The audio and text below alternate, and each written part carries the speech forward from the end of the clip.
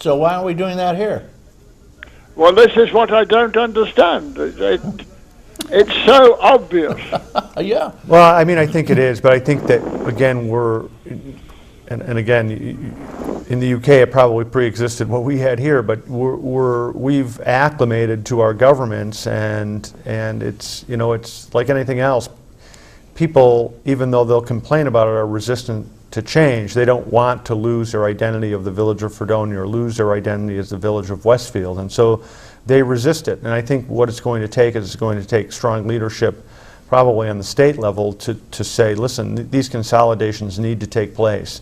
And it will be rough. I mean, you look at New York State and the economy right now, it's not a simple fix. I mean, a governor goes in there and we're in hard economic times. It's going to take a while to get these things turned over, but you need to implement a plan, and that plan needs to be in place for probably at least a decade before we really see a turnaround in our communities. Well, I found when it was done in England, in my area, Windsor and Maidenhead, it was decided above the local level.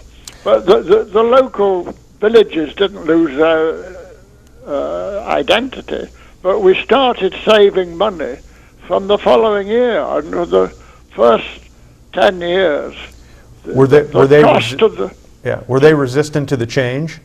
Well, it was decided at the government. Right. In other words, it wasn't left to Fredonia and Pomfret. It was decided really at state level. And right. they had a commission and they drew up plans and they said, well, that's it. And it was then left to the locals to save, which they did. We saved, I was on the council at the time, we saved an enormous amount of money. Well, I agree. I think that I don't think that you should leave it to the residents to decide, because you end up with situations like Ripley and Westfield schools or Fredonia and Brockton, which in reality make all the sense in the world, but there is resistance to that change. So that it has to be done on a state level. The state needs to come in and say, you have X number of years to combine your school districts and just get it done. You know, for example, you could do that with some of the courts, and we have somewhere in the neighborhood of 42 or 43 local courts that run independently, and under the law they can't combine, but of course they're resistant to combine. Well, thank you, caller. Well, thank you. That's worth pursuing. I'm still surprised that the schools haven't combined, yours and ours in Westfield, because there is a carrot and a stick here. The carrot is the state puts in a lot of dough into this when you do combine them.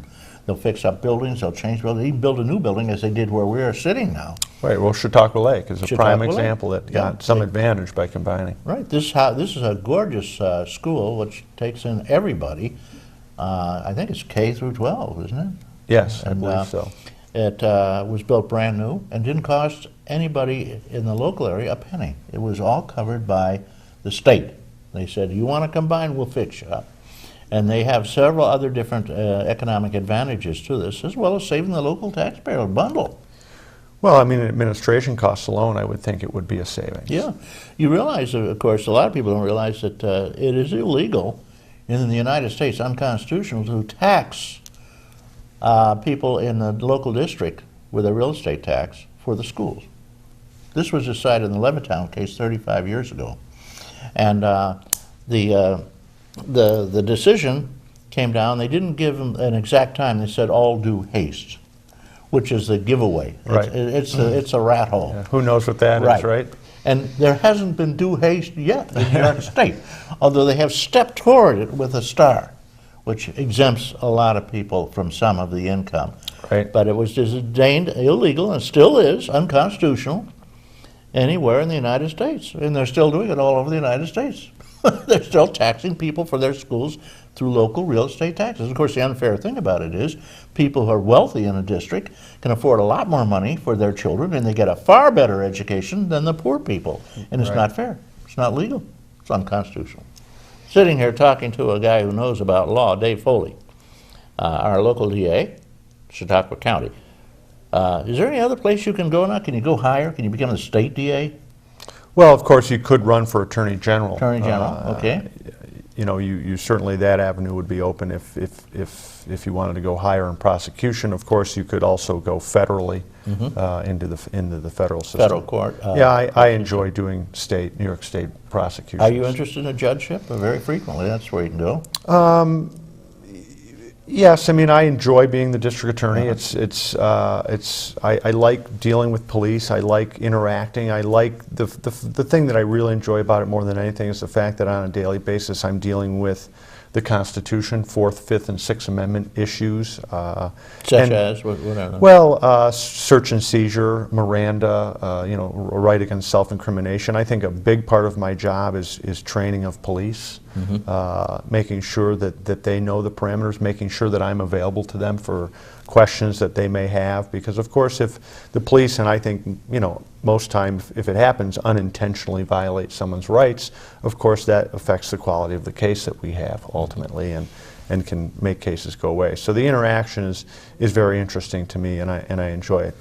Do I look at a judgeship potentially? Well, sure. I mean, as county court judge potentially, that certainly would be an option that I would look to in the future. Okay.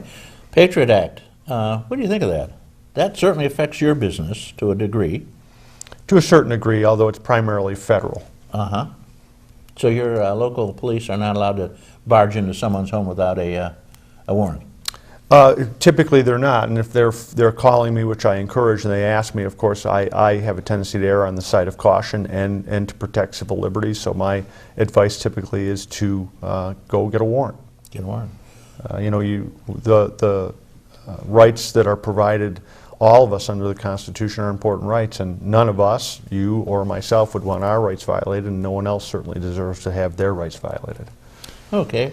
On that one, we'll take a little break and do a phone call. Very good. Calling. Good morning, caller. Thank you for waiting. Well, good morning. This looks like a beautiful day, although it's starting to cloud up. It's not supposed to be much snow or anything. Well, it's going to be above freezing anyway, most of the day. So I'm thankful for little things. It's been a long winter. It's been a long winter. It's been a long winter. And well, first of all, I'd like to say hello to Mr. and Mrs. B and tell them what a great job I think they're doing at their dance studio for all the girls in the community. Okay. They're practicing for their spring concert already. Don't they do some boys? Yeah, actually, there are a couple of boys that sometimes dance with the company, and boys certainly would be welcome, I'm sure, but it just so happens there are more girls, I guess, than boys interested. It's kind of like a fox in the hen house. Yeah, you think right. There's a smart boy, you go dance. Boys who want to jump right on there. It's like the boy cheerleaders at college, Absolutely. They're not dummies. So what's on your mind, caller? I do have a question for your guest. In this days of where the county's going to be cutting the budget more, probably, and I know the state's definitely cut the budget a lot, and the federal government is cutting the budget also. Is this going to affect how you're able to prosecute cases and defend, get information and so forth that you need to carry out your job?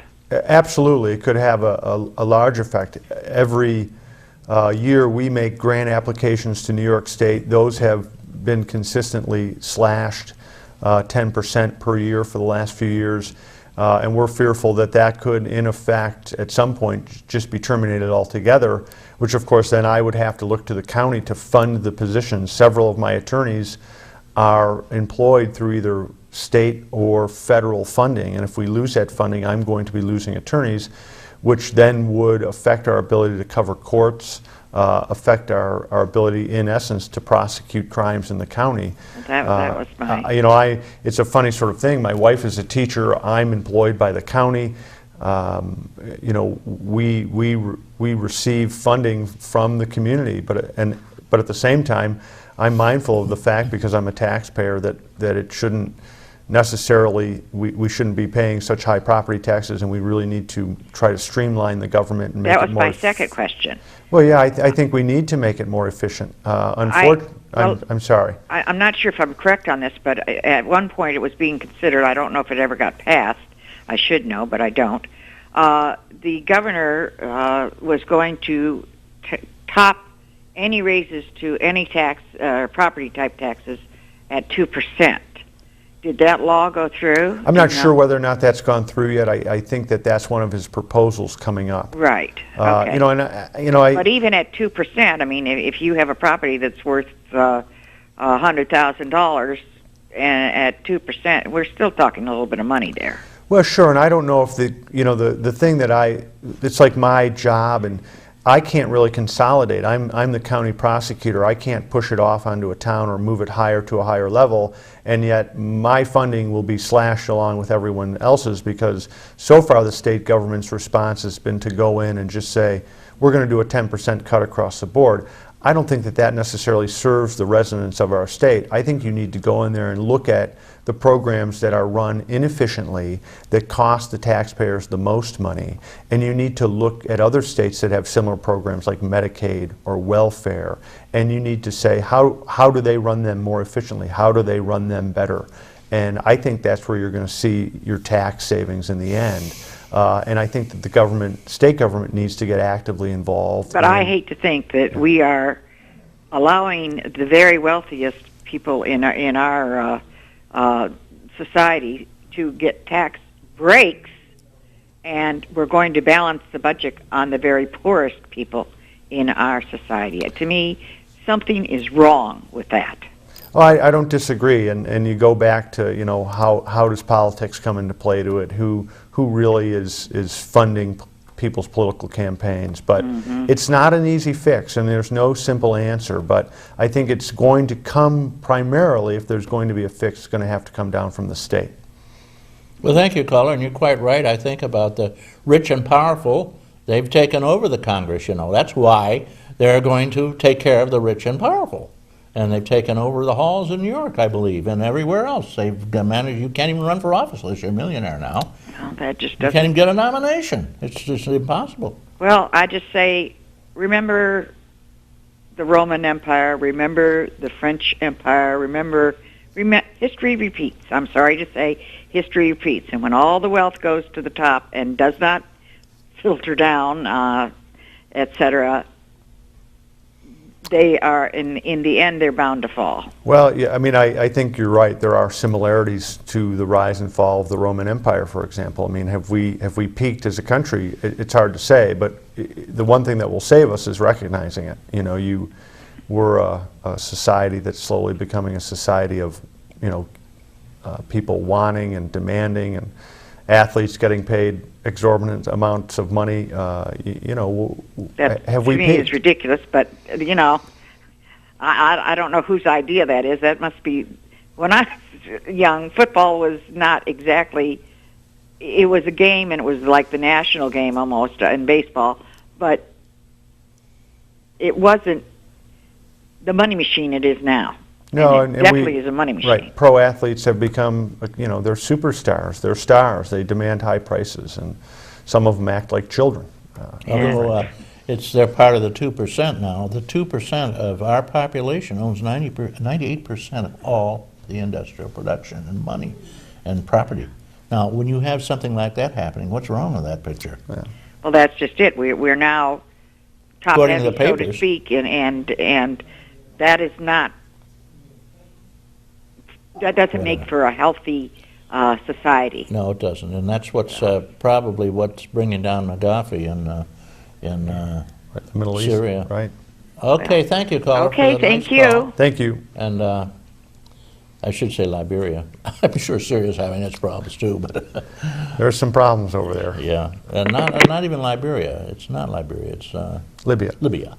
Liberia's a nation we founded. Matter of fact. Oh, really? Yeah, they wanted somewhere to send the slaves who wanted to go home, so they sent them over to they set up Liberia? Liberia. They put a capital up immediately, Monrovia, which was named after President Monroe, and the same families still run it. Interesting. Yeah, and they did ship a lot of slaves over there. Okay, we're talking with Dave Foley. Dave Foley's our district attorney, and I have a couple of questions in between calls. I hear another call coming in. Is our court system choked? They say you just can't. The court system totally fouled up at this point. Well, I mean, it's like every other layer of government that we have. I mean, I think you need to look at it, and there are things that could make it more efficient.